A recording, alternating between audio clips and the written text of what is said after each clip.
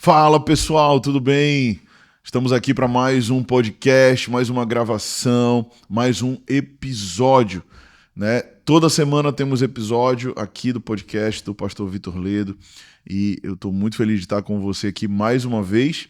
Eu queria te dar as boas-vindas e te convidar a participar todas as quintas-feiras desse bate-papo aqui. A gente sempre vai trazer algo sobre espiritualidade, sobre esferas da sociedade, liderança e sempre, claro, algo da parte de Deus para a tua vida que vai com certeza edificar a tua fé e te levar também a novos níveis de maturidade e crescimento em relação ao Senhor Deus, ao Senhor Jesus. Se você ainda não é inscrito no canal, não esquece de te inscrever, não sei qual plataforma você está, mas assina, participa, toda quinta tem vídeo novo e fresco para você. Então, vamos lá, hoje eu queria compartilhar com você um tema que de tempos em tempos eu me pego pensando e ele é um dos assuntos que eu trato no meu livro Explosão de Poder, né? E eu falo, um dos capítulos do livro a gente vai compartilhar sobre o tempo de Deus e o nosso tempo, né? E muitas vezes a gente não consegue entender qual é essa dinâmica. Eu queria explicar para você hoje um pouquinho a dinâmica e a diferença entre o tempo de Deus e o nosso tempo, né? Porque todos nós temos um tempo que foi determinado aqui na Terra. Né? Todos nós estamos aqui vivos, né? Mas eu não sei você, pelo menos eu, não acredito que eu vá passar de 100 anos. Né? Vamos botar aí uma média de no máximo 100 anos de vida aqui na Terra.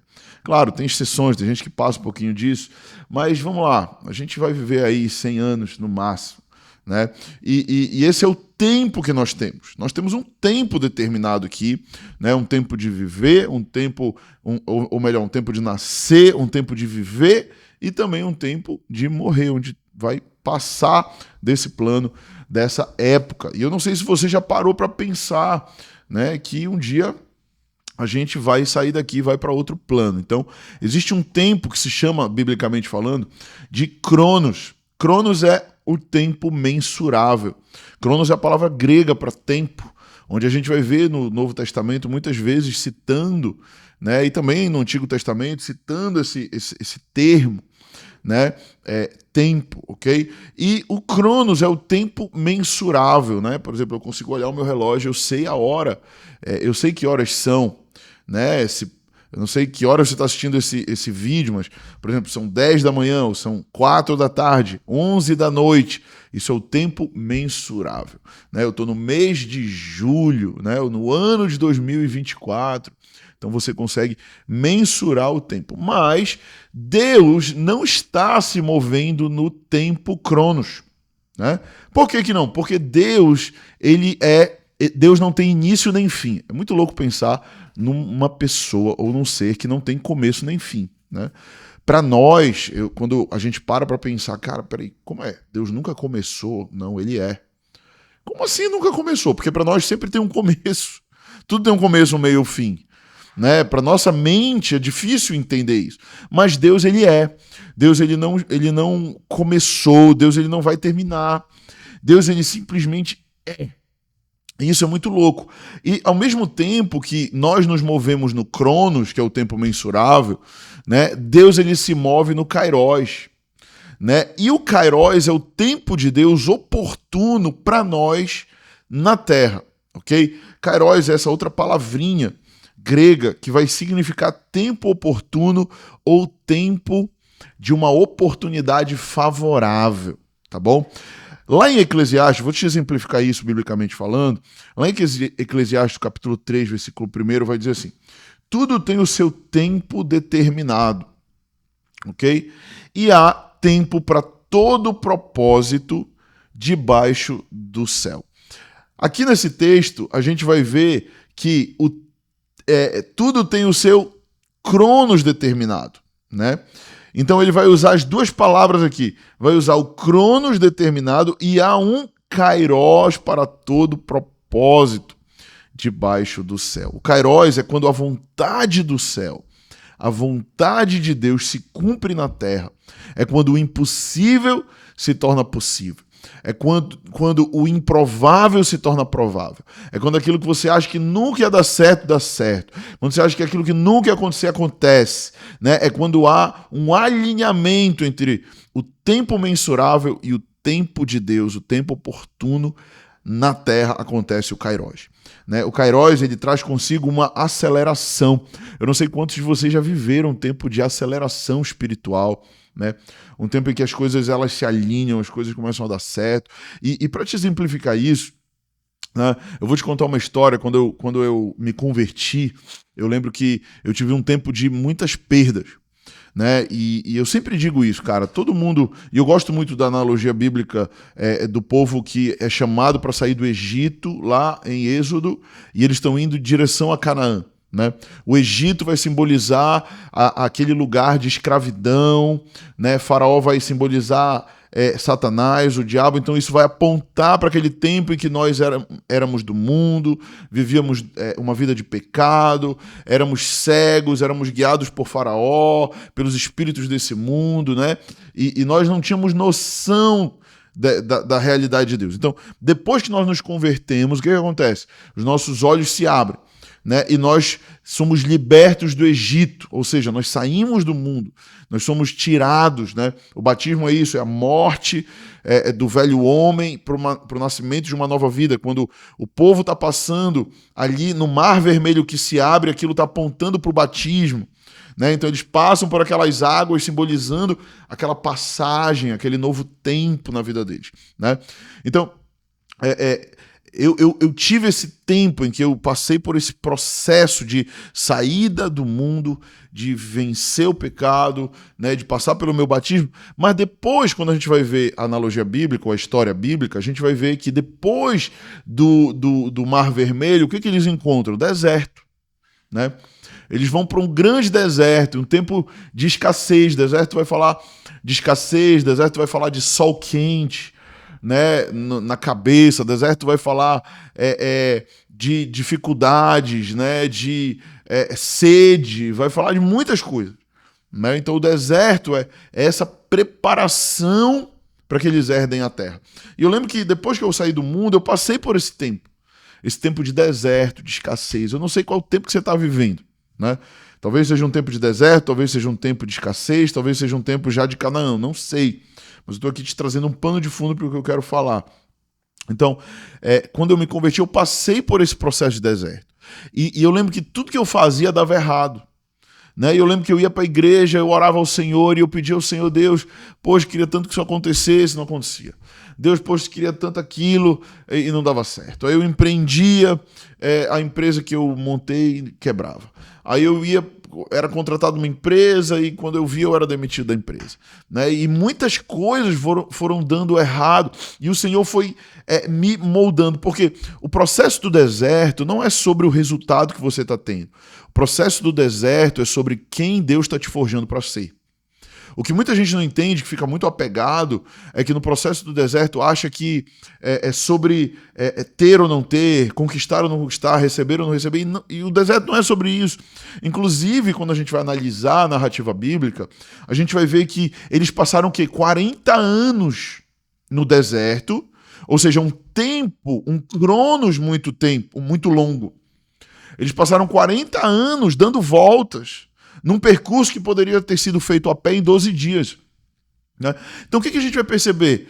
Que eles poderiam ter feito aquele caminho em apenas 12 dias se eles tivessem entendido que Deus queria tratar o coração deles muito mais do que dar a terra prometida. Só que nós ficamos tão focados em receber a terra prometida, às vezes nós ficamos tão focados em ter o Kairos, ou ter a aceleração e a resposta de Deus, que nós esquecemos que às vezes quem precisa dar uma resposta somos nós. E eu queria te fazer uma pergunta, eu queria que você se auto-perguntasse: qual é a resposta que eu preciso dar para Deus agora, que talvez eu não estou dando? Né? Por que eu estou dando volta no deserto? Por que parece que as coisas não fluem? Por que esse bendito Kairos não chega na minha vida, cara? Por quê?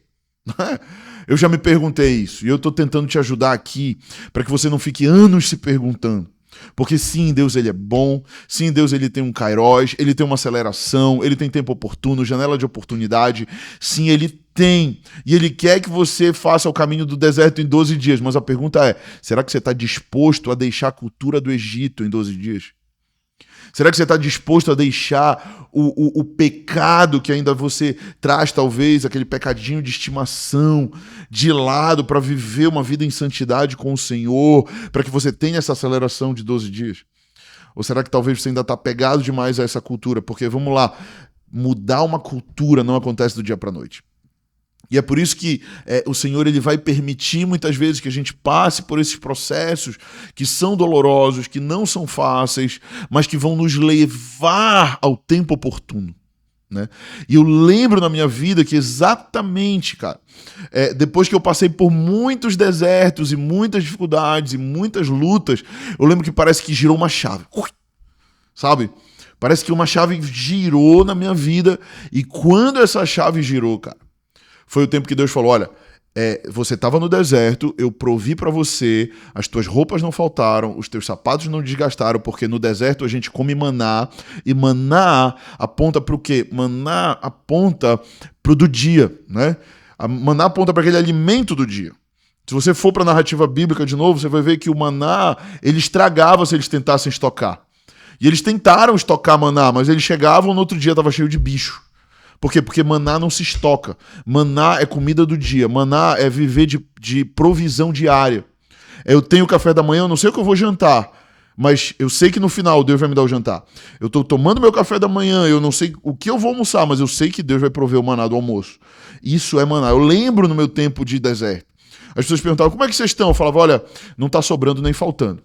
Tá exatamente o de hoje, velho. Entendeu? Deus, ele é bom. Deus, ele é fiel, até mesmo no deserto. Mas por que Deus ele permite o maná? Para que a gente aprenda a confiar nele.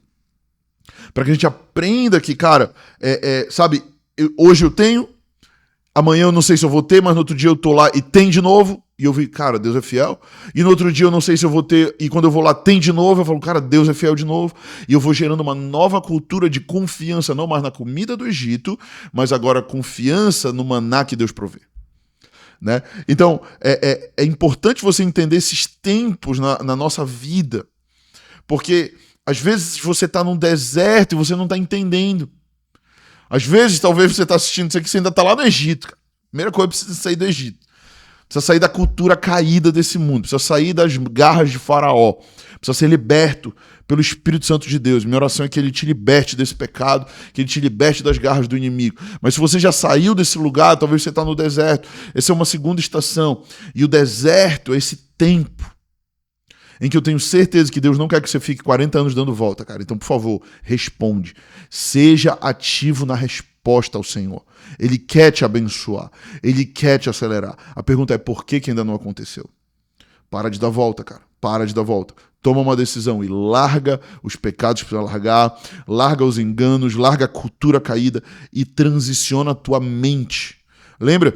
Romanos 12:2, e não vos conformeis com este século, mas transformai pela renovação da vossa mente. Para quê? Para que você possa experimentar qual seja a boa, agradável e perfeita vontade de Deus. Para eu provar a boa, perfeita e agradável, eu preciso o quê? Ter uma metanoia. Eu preciso ter uma mudança de mentalidade. Porque a forma que eu penso vai gerar a forma que eu ajo. As minhas atitudes, elas são o reflexo daquilo que eu penso. Ok? Então essa mudança de pensamento, ela tem tudo a ver com esse tempo. Eu mudo a minha forma de pensar, eu mudo a minha forma de agir. Com isso vem Kairos de Deus. Alinhamento entre céu e terra. Amém? Então, esse tempo oportuno, ele é muito importante que você entenda que ele depende de Deus, mas ele também depende de você. Você precisa dar os passos corretos. Né? E eu lembro que depois que eu passei desse tempo de deserto, onde eu sempre dizia, cara, a Bíblia diz que onde eu botar a planta dos meus pés vai prosperar, pois onde eu boto a planta do meu pé destrói, quebra, dá errado. E eu falava, eu acho que eu não sei qual é o meu problema, eu tenho algum problema, porque eu vejo os crentes todos só vitória, eu sou só derrota, e eu ficava, não sei qual é o papo, cara. Não sei se o que aconteceu, mas eu sabia que Deus era comigo. Não é porque ele mostrava o maná, ele provia tudo que eu precisava, ele estava comigo, eu sentia a presença dele, né? Só que depois que nós passamos dessa fase, e eu senti que nós entramos na Terra Prometida, aí a Terra Prometida já é uma outra fase, né?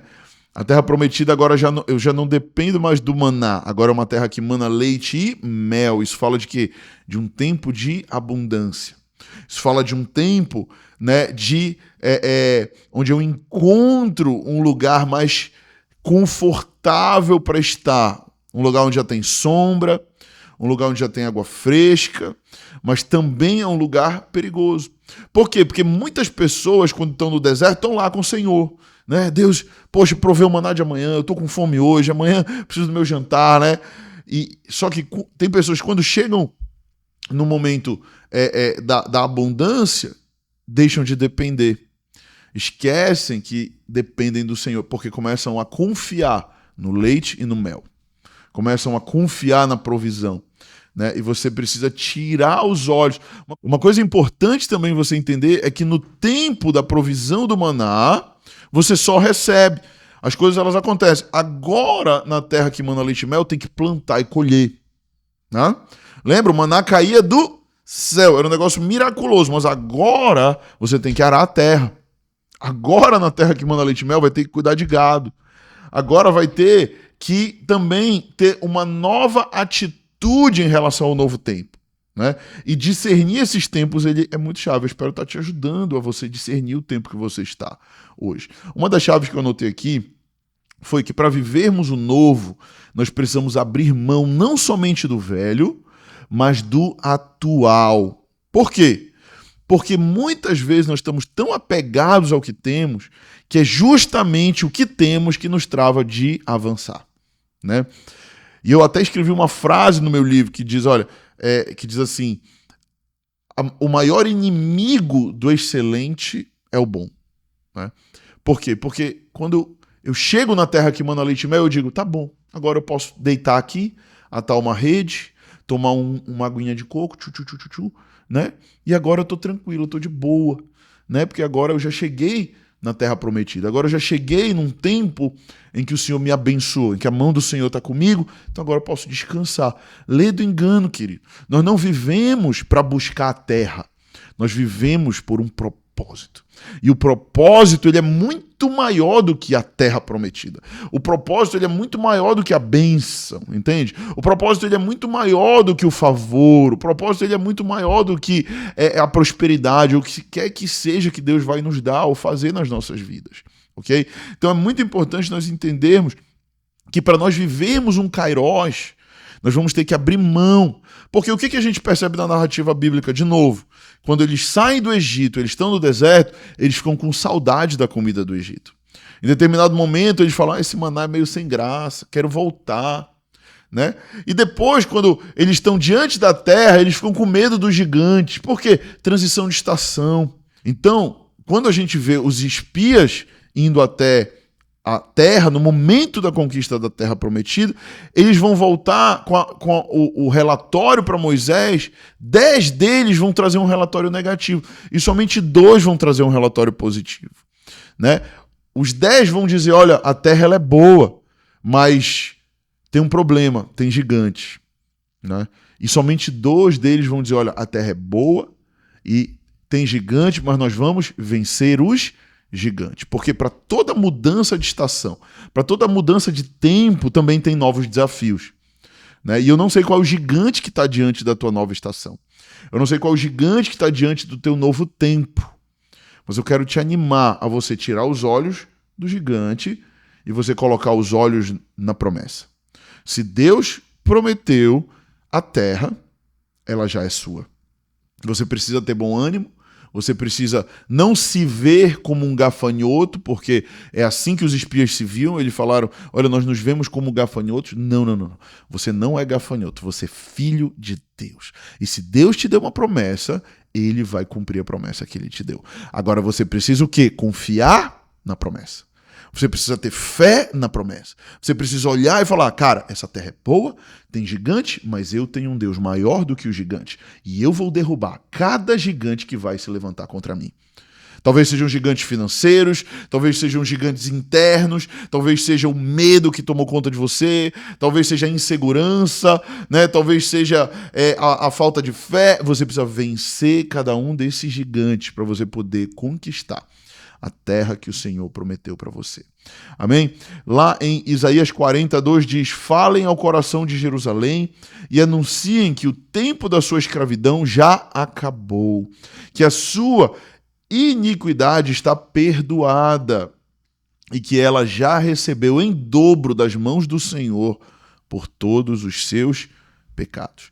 Né? Tem muitas vezes a gente está carregando essa culpa ainda da velha vida, está carregando essa bagagem do passado. Não. Você já foi perdoado. Se você entregou sua vida a Jesus, você já é uma nova criatura. As coisas velhas já passaram e eis que tudo se vê de novo. Deixa o Egito para trás, deixa Faraó para trás, agora também deixa o deserto para trás e acelera e busca o Kairós do Senhor na tua vida, porque sim, Ele tem uma promessa e Ele quer cumprir a promessa. Agora, com fé, vença os gigantes e abrace tudo que Deus tem para a tua vida. Eu espero ter te abençoado, espero ter te ajudado com esse podcast. Se você gostou e você estiver numa plataforma que dá para fazer isso, comenta aqui embaixo, curte, compartilha também.